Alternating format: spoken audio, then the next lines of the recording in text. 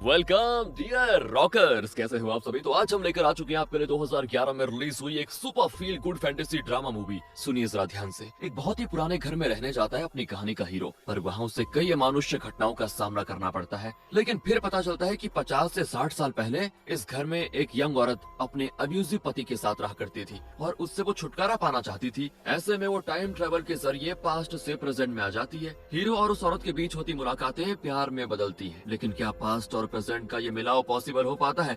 आइए इन दोनों के साथ हम भी टाइम ट्रेवल करके देखते हैं कि आखिर इन दोनों की जिंदगी आपस में मिली या फिर नहीं, इनका प्यार सफल हुआ या फिर नहीं। और तो और एंड में दोस्तों एक बहुत ही खतरनाक ट्विस्ट भी है जिसको किसी ने एक्सपेक्ट नहीं किया होगा। तो चलिए बिना देरी के शुरू करते हैं आज की movie age of the garden. तो कहानी की शुरुआत में अपनी कहानी के हीरो ब्रायन को दिखाते हैं जो एक करोड़पति है, एक ऐप डेवलपिंग कंपनी चलाता है जिसकी कई सारी ब्रांचेस भी है, पर ये उसका हेड ऑफिस है दोस्तों, जहाँ पे ब्रायन कोई काम कर रहा होता है। तब एक औरत रोती भी आती है और ब्रायन के डेस्क पे एक रिंग रख कर चली जाती है। ये ब्रायन की फियांसे है दोस्तों, जो इसी ऑफिस में काम करती है। ब्रायन उसको नोटिस ही नहीं करता और बाद में रिंग को देखता है। वो फिर वो विंडो से अपनी फियांसे को जाते हुए देखता है और पूछता है ये रिंग क्यों लौटा रही हो, क्या दिक्कत है? वो कहती है कि नहीं, मेरी और तुम्हारी कतई नहीं बनेगी, मैं शादी नहीं करना चाहती। यहाँ से सीधे अगले सीन में ब्रायन अपने एक फ्रेंड से मिलता है जो कि डॉक्टर है। वो डॉक्टर को अपना दुख बताता है कि उसका एंगेजमेंट टूट गया। दरअसल ब्रायन अपनी फियांसे के साथ वक्त नहीं बिताता था दोस्तों, हमेशा काम काम और सिर्फ काम करता रहता था। एक बार तो उनकी डेट के दौरान ब्रायन अचानक बिना कुछ बताए गायब हो गया था, क्योंकि ऑफिस में कोई काम था बहुत ही अर्जेंट। उसकी ऐसी हरकतों से तंग आकर ही फियांसे ने एंगेजमेंट तोड़ दिया दोस्तों। ब्रायन के दिलो दिमाग में सिर्फ एक ही बात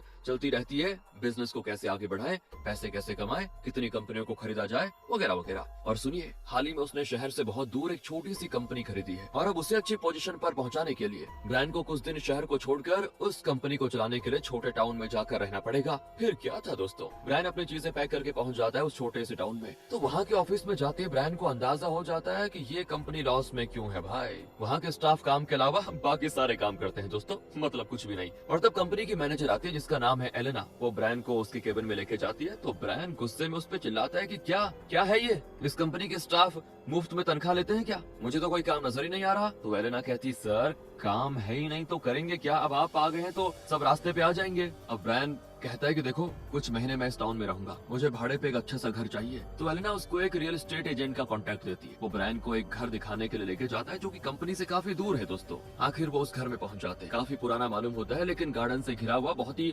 खूबसूरत मकान है ये। फिर क्या था, ब्रायन को ये जगह पसंद आ जाती है और गार्डन के बीचों बीच एक बेंच होता है। फिर वो तुरंत इस घर को रेंट पे ले लेता है। अब घर के अंदर जाता है, पहले तो छोटे मोटे रिपेयर्स खुद करने की सोचता है, काफी बड़ा घर है। फिर दोनों उस घर के ओनर के पास जाते हैं तो तुरंत मान जाता है वो, और मान इसीलिए गया है क्योंकि कई सालों से कोई इस घर में रहने के लिए नहीं आया। तो वो तुरंत ही रेंट एग्रीमेंट पे साइन वगैरह करवा कर मस्त उसको दे देता है दोस्तों। उसी रात की बात है, ब्रायन उस घर में हो जाता है शिफ्ट। अब घर को देखकर खुश तो बड़ा होता है कि चलो कम रेंट पे इतना बढ़िया आलीशान घर मिल गया, वो भी इतनी पीसफुल जगह पे। फिर वो उस घर की फोटो क्लिक करता है, लेकिन तभी अचानक खिड़की पे किसी लड़की का रूप दिखता है। जरूर कोई चोर नहीं घुस आई होगी, ये सोचकर वो हाथ में एक वेपन लिए उसको ढूंढने जाता है और चिल्लाता रहता है कि तुम जो भी हो चुपचाप मेरे सामने आ जाओ। पर कहाँ से आता कोई जब कोई था ही नहीं वहाँ पे। फिर वो सोचता है कि यार शायद मेरा वहम रहा होगा, यही सोचकर वो चुप रह जाता है। अब अगले दिन की बात है, वो ऑफिस जाकर सभी की खबर लेता है और वार्न करता है कि देखो आइंदा मुझे ऑफिस में कोई भी टाइम पास करता हुआ कहीं दिख गया तो बस उसकी खैर नहीं। तो काम वगैरह खत्म करके ब्रायन घर के लिए कुछ चीजें खरीदता है। फिर घर आकर मस्त दीवार पे बने छोटे छोटे होल्स,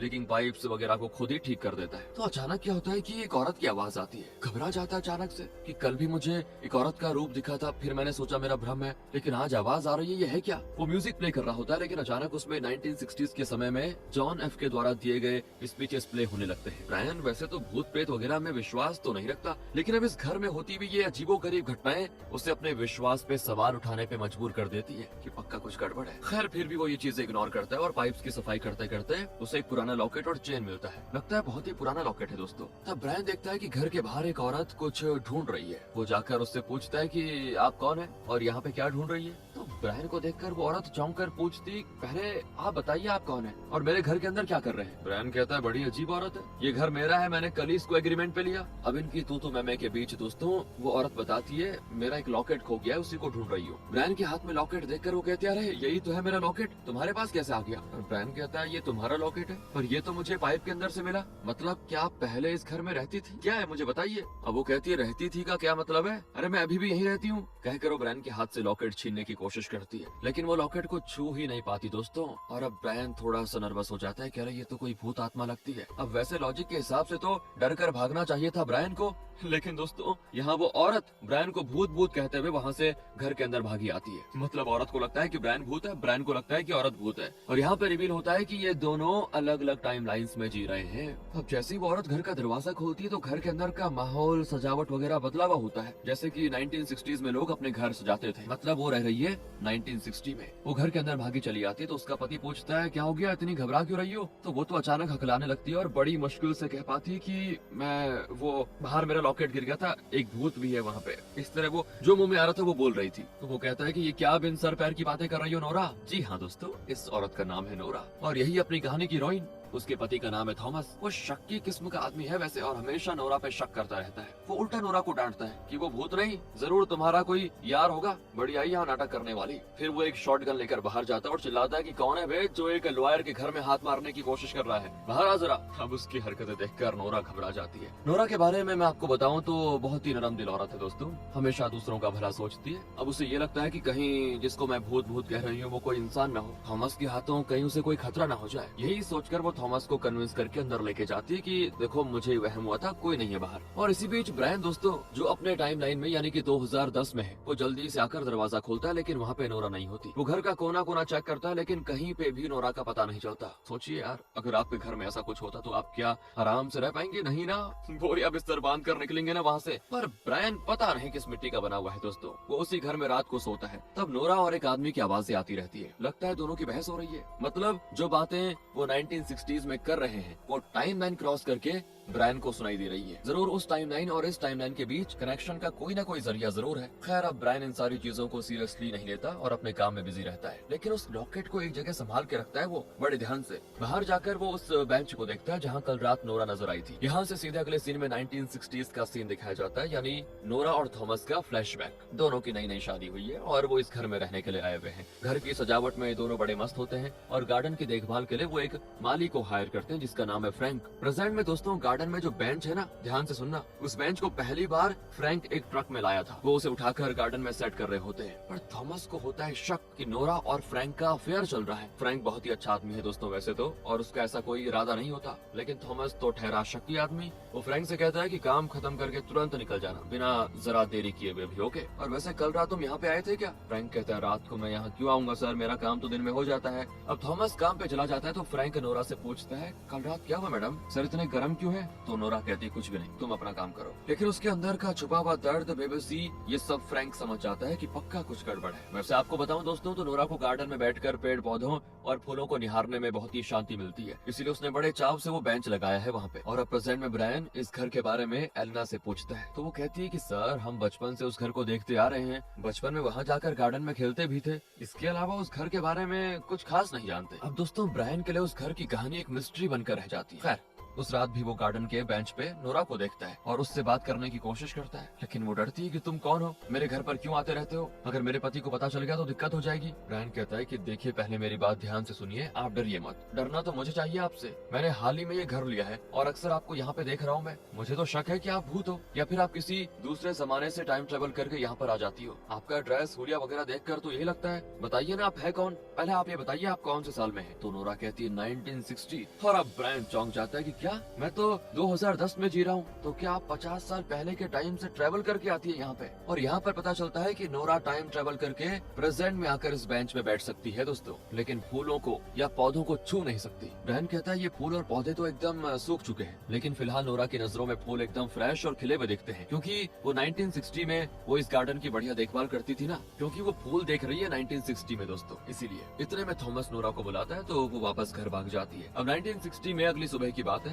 नोरा और फ्रैंक मिलकर गार्डनिंग कर रहे होते हैं। नोरा को ब्रायन के बारे में जानने की बड़ी उत्सुकता होती है, उसका नाम क्या होगा, क्या मैं फिर उससे मिल पाऊंगी या नहीं, वगैरह वगैरह। इसी बीच वो नोटिस करती है कि थॉमस इन दोनों को खिड़की से देख रहा है, जरूर वो शक की नजर से देख रहा होगा, और ये बात नोरा को बहुत ही गुस्सा दिलाती है। वो जाकर थॉमस पर चिल्लाती है कि तुम्हें शर्म नहीं आती अपनी पत्नी पर 24 घंटे नजर रखते हुए, उस पर शक करते हुए? थॉमस कहता है कि मैं तो बस यूं ही देख रहा था कि काम ठीक से हो रहा है कि नहीं, और तुम हो के खामखा मुझ पे चिल्ला रही हो। इस तरह कोई बहाना करके वो चला जाता है। नोरा को बहुत दुख होता है कि कैसा पति है मेरा। थॉमस के साथ रहकर उसने बहुत दुख दर्द झेला है दोस्तों। उसके ताने सुनने पड़ जाते हैं, उसका बात बात पे नोरा पे शक करना नोरा को अच्छा नहीं लगता। ये सब कुछ वो सहती रहती है मतलब, लेकिन अब वो तंग आ चुकी है और अपने दिल की बात एक लेटर में लिखकर उस भट्टी में रखती है। फिर ब्रायन को सिग्नल करके उस तक पहुंचा भी देती है और लेटर को पढ़कर ब्रायन समझ जाता है कि नोरा और थॉमस का लव एट फर्स्ट साइट हुआ था। एक दूसरे को समझने का उन्हें मौका ही नहीं मिला और तुरंत शादी हो गई। लेकिन शादी के बाद थॉमस का असली कैरेक्टर नोरा को पता चला था। उन सब के बारे में नोरा ने इस लेटर में लिखा होता है और ये भी लिखा होता है कि तुम कौन हो, भूत हो या आत्मा हो, देखो मैं तुम्हारे बारे में कुछ नहीं जानती, लेकिन तुम्हारे साथ मुझे एक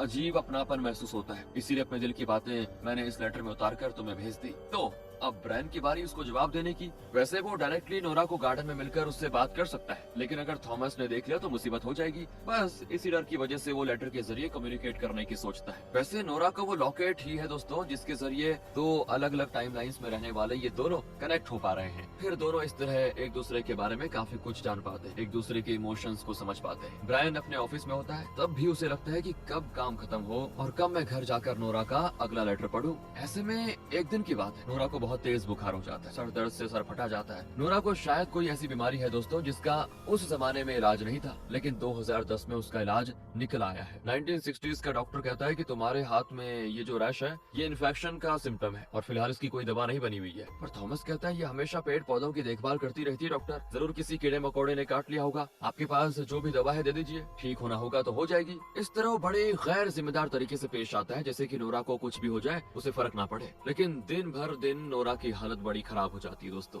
और यहाँ कई दिनों से ब्रायन को नोरा का कोई लेटर भी नहीं मिला था। बहुत ही उदास हो जाता है वो कि क्या हो गया होगा नोरा को। फिर भी नोरा बीमार हालत में भी उसके लिए लेटर लिखती है दोस्तों, और उसमें अपनी बीमारी के सिम्टम्स के बारे में बताती और साथ ही पूछती भी है कि क्या फ्यूचर में इसका कोई इलाज है। तो ब्रायन कहता है ठीक है, मेरा दोस्त डॉक्टर है, उससे पूछूंगा। कहकर वो अपने दोस्त के पास जाता है और उससे बीमारी के सिम्टम्स बताकर पूछता है इसकी कोई दवा बनी है भाई। डॉक्टर कहता है ये तो नॉर्मल बीमारी है, इसका मेडिसिन है ना हमारे पास। ब्रायन कहता है तुम मेडिसिन का नाम लिख कर दे दो, लेकिन ऐसे मेडिसिन लिख कर दो जो 1960s में मिल पाए।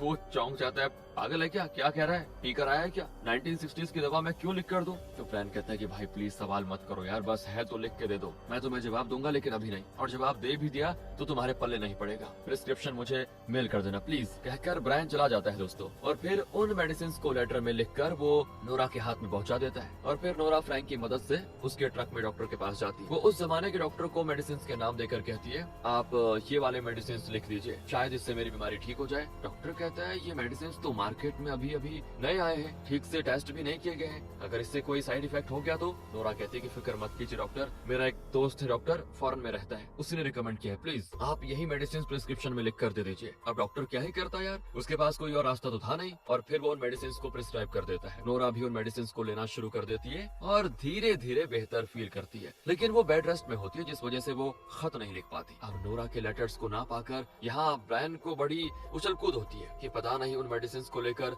नोरा की कैसी हालत होगी, सही होगी कि नहीं, क्या हो गया उसे। इसी बीच 1960s का डॉक्टर थॉमस से कहता है कि मुझे बताओगे जरा वो कौन है जो नोरा का कोई डॉक्टर फ्रेंड है, क्योंकि वो जो डॉक्टर फ्रेंड है ना नोरा का, उसने उसके लिए बहुत ही अच्छे मेडिसिन रिकमेंड किए थे। मैंने वो मेडिसिन अपने 2 और पेशेंट को भी प्रिस्क्राइब किए, उनकी हालत में भी सुधार आ चुका है। अब दोस्तों आप तो जानते ही हैं कि थॉमस की क्या हालत हुई होगी ये सुनकर। वो बड़बड़ाने लग जाता है कि कौन है वो डॉक्टर, नोरा का फ्रेंड, कौन, और वो भी डॉक्टर, जरूर नोरा का उसके साथ कुछ अफेयर चल रहा होगा। दूसरी ओर दोस्तों प्रेजेंट में ब्रायन कुछ दिनों से ऑफिस में एकदम से उदास बैठा रहता है। एलेना आकर बताती है सर एक खुशखबरी है, आपके आने के बाद कंपनी काफी मुनाफा कमाने लगी भी, बधाई हो आपको। लेकिन ब्रायन के चेहरे पे जरा सी भी खुशी नहीं होती, क्योंकि वो नोरा को बहुत मिस करता है, क्योंकि कई दिनों से उसका लेटर नहीं मिला उसे। और जब ब्रायन घर जाता है तो गार्डन बेंच पर नोरा को बैठा हुआ देखकर बड़ा खुश होता है। वो नोरा के पास भागा चला आता है और पूछता है कि तुम कहाँ चली गई थी, इतने दिनों से लेटर क्यों नहीं लिखा, मैं तुम्हें कितना मिस कर रहा हूँ पता है। उसकी बातों से साफ जाहिर होता है कि उसे नोरा से प्यार हो गया है। नोरा खुश होती है और कहती कि तुम्हारे और मेडिसिन की वजह से मैं देखो बिल्कुल ठीक हो गई हूँ। दोनों पास में बैठकर बातें करते। ब्रायन पूछता है थॉमस कहाँ पे, तो नोरा बताती वो तो काम के सिलसिले में दूसरे शहर गया हुआ है, मैं उससे तंग आ चुकी हूँ ब्रायन, आजकल शक के मारे वो मुझे बहुत ही टॉर्चर कर रहा है, नरक बनी हुई है मेरी लाइफ उसकी वजह से। लेकिन अगर मुझे किसी चीज की तसल्ली है तो वो है सिर्फ तुमसे बात करके मेरा जी बहुत हल्का हो जाता है, एक अलग ही शांति मिलती है। ब्रायन कहता है कि शायद ये मैजिकल लॉकेट है, क्योंकि इसी की वजह से हम दोनों टाइमलाइंस को पार करके मिल पा रहे हैं। नोरा कहती है वो तो मैं नहीं जानती, लेकिन मेरी नानी कहती थी कि जब ये लॉकेट हाथ में होता है तो अपने दिल को प्यारा लगने वाला इंसान तुम्हारी लाइफ में आता है। ये उन्हीं का लॉकेट है, इसी के जरिए नानी नाना से मिली थी और मेरी माँ पापा से। अब ये तुम्हारे हाथ में है तो मतलब तुम्हें प्यारी लगने वाली औरत से तुम्हारी मुलाकात जरूर होगी। और ब्रायन का चेहरा पर एकदम से उतर जाता है कि नोरा मेरे दिल के इतने करीब है, वो किसी और की बात क्यों कर रही है। दरअसल दोस्तों वैसे तो नोरा भी ब्रायन को पसंद करती है, लेकिन नोरा की शादी हो चुकी है ना, इसीलिए शायद ब्रायन से प्यार करना वो अपने दायरे से बाहर की बातें समझती है। और तो और उस जमाने में अमेरिकन सोसाइटी में तलाक उतनी आम बात नहीं थी, इसलिए थॉमस नोरा को जितना भी सताए उसे अब्यूज करे, नोरा को उसी के साथ जीवन यापन करना होगा। इस बात को दोनों ही रियलाइज कर लेते हैं। वैसे नोरा कहती है मुझे नहीं पता कि 60 साल के बाद ये गार्डन रहेगा भी या नहीं, लेकिन क्या तुम मेरी खातिर यहाँ एक फ्लावर गार्डन में लगाओगे। ब्रायन कहता है ठीक है, और अगले दिन ब्रायन उस बेंच के पास दोस्तों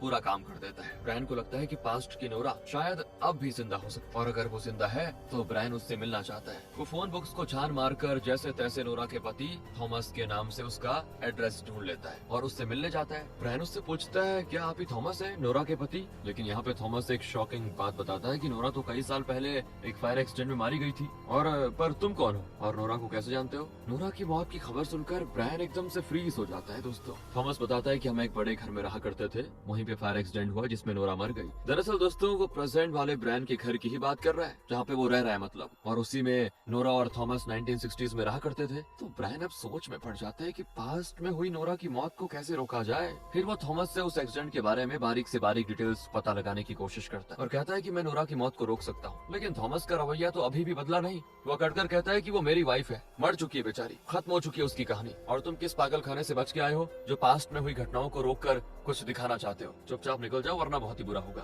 ब्रायन समझ जाता है कि ये आदमी चाहे जितने भी जन्म ले ले इसका एटीट्यूड नहीं बदलेगा। अगले सीन में ब्रायन अपने ऑफिस स्टाफ से अपने घर में हुए फायर एक्सीडेंट के बारे में जानकारी हासिल करने की कोशिश करता है। हर किसी ने उस घर के एक्सीडेंट के बारे में अपनी माँ या दादा दादी के मुंह से कुछ न कुछ जरूर सुना होता है, लेकिन एक स्टाफ ब्रायन को एक वेबसाइट दिखाता है जिसमें इस इलाके में हुए 1960 में एक्सीडेंट्स के बारे में लिखा होता है। उससे साफ पता चलता है कि वो एक्सीडेंट कैसे हुआ, नोरा की मौत कैसे हुई और उसका पति थॉमस कैसे बचा वगैरह वगैरह। ब्रायन तो फैसला कर लेता है कि वो ये सारी बातें नोरा तक पहुंचाएगा और कैसे भी करके उसकी जान बचा के रहेगा, क्योंकि उसे नोरा से प्यार हो गया है, इसीलिए वो उसको बचाना चाहता है किसी भी कीमत पे। लेकिन ऐसे में कबाब में हड्डी बनकर उसकी एक्स फियांसे आ जाती है दोस्तों और माफी मांगती है कि मैंने जल्दबाजी में एंगेजमेंट तोड़ दिया, मुझे तुम्हारी ये सिचुएशन को समझना चाहिए था, प्लीज मुझे एक्सेप्ट कर लो। और अभी फिलहाल तो ब्रायन उसमें बिल्कुल भी इंटरेस्टेड नहीं है दोस्तों, कहता है कि फिलहाल मुझे बहुत ही काम है, बाद में मिलेंगे। लेकिन वो छोड़ने का नाम ही नहीं लेती। ऊपर से ब्रायन उसे घर में नहीं रख सकता क्योंकि अगर फियांसे आएगी तो वो नोरा से मिल नहीं पाएगा। लेकिन फिर कोई रास्ता ना पाकर वो उसे घर लेकर आ जाता है। पास्ट में नोरा और थॉमस बैठकर खा रहे होते हैं। थॉमस काफी गर्म होता है क्योंकि वो नोरा से जानना चाहता है कि कौन है तुम्हारा वो डॉक्टर फ्रेंड,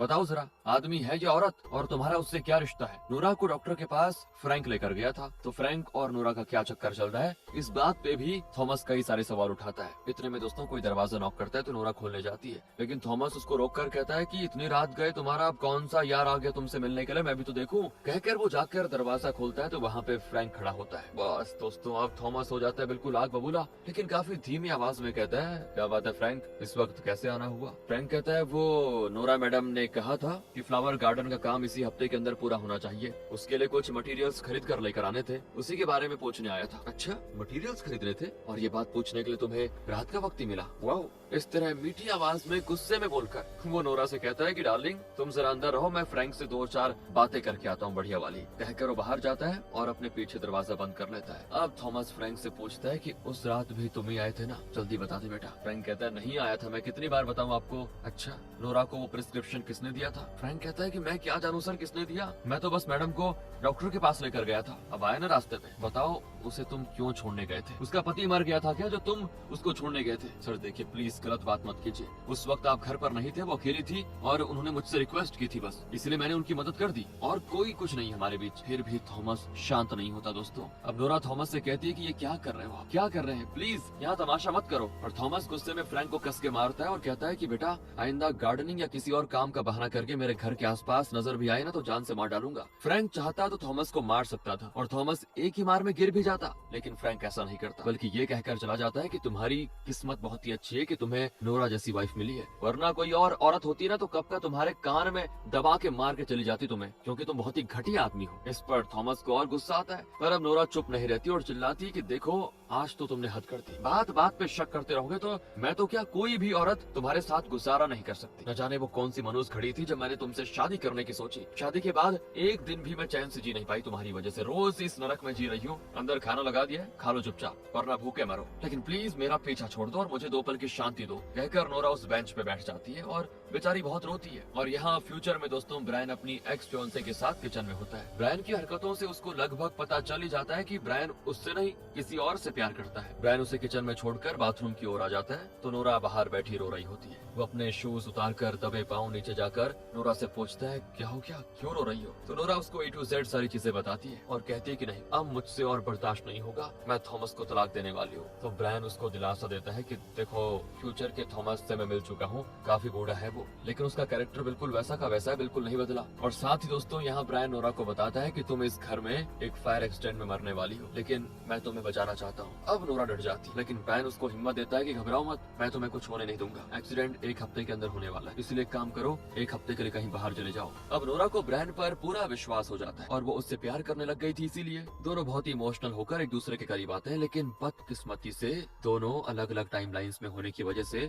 एक दूसरे को छू नहीं पाते। ऊपर से दोस्तों तभी थॉमस चिल्लाता है कि नोरा क्या कर रही हो उतनी देर बाहर, जल्दी आओ अंदर। नोरा भी जाते जाते कह देती है कि देखो मैं 1 हफ्ते के लिए कहीं दूर चले जाऊंगी, लेकिन इस दौरान न तुमसे मुलाकात हो पाएगी और न ही तुम्हें मैं खत लिख पाऊंगी, इसलिए इंतजार करना, मैं बहुत ही मिस करूंगी तुम्हें। और फिर नोरा घर जाकर अपनी सारी चीजें पैक करने लगती है। तो थॉमस पूछता है कहाँ जा रही हो मैडम, उस फ्रैंक के साथ भाग रही हो क्या? नोरा कहती मैं तुम्हारे साथ अब जी नहीं सकती थॉमस, बहुत हो गया, मैं कहीं और जाकर चैन की जिंदगी जीना चाहती हूँ, छोड़ दो मुझे। लेकिन वो जबरदस्ती नोरा को कमरे में बंद कर देता है। नोरा चिल्लाती रहती कि प्लीज थॉमस दरवाजा खोलो, दरवाजा खोलो, यहाँ पे एक फायर एक्सीडेंट होने वाला है और मैं उसमें मरने वाली हूँ, प्लीज मुझे बचाओ। लेकिन थॉमस को कहाँ कुछ सुनाई ही नहीं देता, और सुनाई देता भी है तो वो नोरा को बचाने के लिए कुछ करना नहीं चाहता। दूसरी ओर ब्रायन की फियांसे ब्रायन की चीजें टटोल रही होती है और तब उसको नोरा के लिखे हुए लेटर्स मिल जाते हैं और वो समझ जाती है कि ब्रायन नोरा नाम की औरत से प्यार करता है। हालांकि वो नहीं जानती कि नोरा तो पास्ट में जी रही है, वो भी 50-60 साल पहले। और तो और दोस्तों उस लॉकेट को उठाकर भी वो देखती है और गलती से उसे भट्टी में गिरा देती है। असल में ब्रायन कभी उस भट्टी में आग नहीं लगाता था क्योंकि उसी के जरिए उसको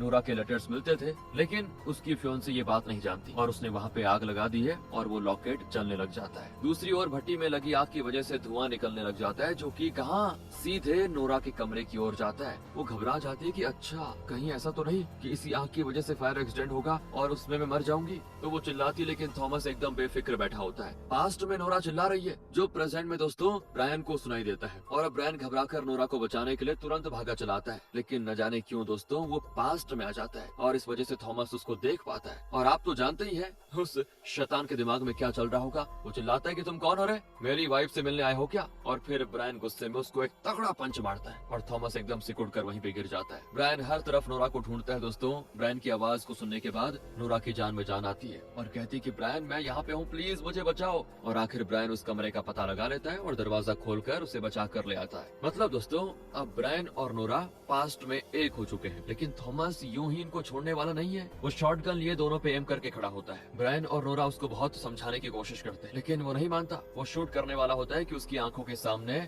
वो दोनों हो जाते हैं गायब। ब्रायन वापस अपनी टाइमलाइन में आ जाता है और उसका कारण है दोस्तों वो लॉकेट जो जल रहा है। वो जल्दी से उसको निकाल लेता है, लेकिन वो थोड़ा डैमेज हो गया था, इसी वजह से शायद टाइम ट्रेवल करने का मैजिकल पावर्स अब उसमें नहीं है। और अब ब्रायन अपने प्रेजेंट के टाइमलाइन को क्रॉस करके नोरा के पास नहीं जा सकता और न ही उससे मिल सकता है। फिर वो गुस्से में अपनी एक्स फियांसे पे चिल्लाता है, वो भी ब्रेकअप करके चली जाती है। लेकिन अब ब्रायन की समझ में नहीं आता कि क्या वो वाकई में नोरा को बचाने में सफल हुआ या नहीं। पता नहीं पास्ट में क्या हुआ होगा। नोरा को फायर एक्सीडेंट से तो बचा लिया, लेकिन थॉमस से वो बची या नहीं ये भी पता नहीं। वो फिर से फोन बुक देखता है क्योंकि अगर पास्ट में कुछ बदला होगा तो जरूर प्रेजेंट में भी कुछ चेंजेस हुए होंगे। वो देखता है कि खुद नोरा के फुल नेम से एक फोन नंबर रजिस्टर्ड है। ब्रायन तुरंत उस नंबर को कॉल करके एड्रेस जान लेता है और सीधे पहुंच जाता है वहाँ पे। पर ये क्या दोस्तों, घर तो बंद होता है। वो आसपास में पूछताछ करता है तो एक औरत उसे बताती है कि नोरा फिलहाल एक नर्सिंग होम में रहती है और अब ब्रायन उससे मिलने के लिए बहुत ही उत्सुक होता है और चला जाता है नर्सिंग होम। वहाँ की स्टाफ नर्सिंग होम के गार्डन में बेंच पर बैठी एक बुजुर्ग औरत की ओर इशारा करके कह देती है कि देखिए वो है नोरा। ओ यार, इतने साल के बाद भी नोरा को गार्डन में बैठकर फूलों को निहारने में ही शांति मिलती है। ब्रायन उसके लिए गुलदस्ता लेके जाता है और उसे देखकर नोरा ब्रायन का चेहरा देखती है और अचानक उसका चेहरा खिल जाता है। पूछती है ब्रायन तुम। ब्रायन के टाइमलाइन में दोस्तों वो कल ही नोरा से मिला था, लेकिन नोरा के लिए तो कई साल पुरानी बात है। लगभग 50 साल के बाद नोरा ब्रायन को देख रही है और शायद इसी को सच्चा प्यार कहते हैं। वो बताती है कि मुझे यकीन था कि तुम मुझे ढूंढते ढूंढते जरूर आओगे। दोनों एक दूसरे से मिलकर बहुत ही खुश होते हैं। ब्रायन उसको लॉकेट लौटाता है और इस पॉइंट पे नोरा कहती है कि मैं तुमसे प्यार करती थी ब्रायन, और इस बदले में रियलिटी में नोरा फायर एक्सीडेंट से बच गई, लेकिन उसी एक्सीडेंट में थॉमस मारा गया दोस्तों। थॉमस की मौत के बाद नोरा कई सालों तक ब्रायन का इंतजार करती रही, लेकिन ब्रायन नहीं आया और फ्रैंक नोरा के लिए बहुत ही सपोर्टिव रहा और नोरा ने फिर उसी से शादी कर ली। फ्रैंक के साथ नोरा बहुत ही खुश रही। इतने में फ्रैंक आ जाता है। जाहिर है काफी बूढ़ा हो चुका है। इतने में एक यंग लड़की आती है जो नोरा को नानी कहती। दिखने में एकदम नोरा की परछाई लगती है दोस्तों। असल में नोरा की नातिन है और लगता है नोरा ने ब्रायन के बारे में उसे बहुत कुछ बताया है और ब्रायन को देखते ही ब्रायन उसको अच्छा लगने लगता है। उसकी समझ में नहीं आता कि वो ब्रायन के साथ इतना अपनापन क्यों महसूस कर रही है। तब नोरा बताती है कि उसका रीजन है ये लॉकेट। कहकर वो ब्रायन को लॉकेट वापस करती है और कहती है प्लीज इसे मेरी नातिन को पहना दो, अगर तुम्हें भी वो पसंद है तो बढ़िया है। ब्रायन तुरंत उसके गले में लॉकेट पहना देता है और फिर दोनों मिलकर वहाँ की गार्डन की खूबसूरती को अच्छे से निहारते हुए टहलने लग जाते हैं। और इसी के साथ दोस्तों ये प्यारी सी कितनी बढ़िया मूवी थी ना, खत्म हो जाती। अब अगर आपको अच्छी लगी, पसंद आई होगी मेरे ख्याल से, तो लाइक करें, शेयर करें। मिलते हैं आपसे अगली वीडियो में। ध्यान रखेगा अपना क्योंकि बहुत जरूरी है। Thanks for watching.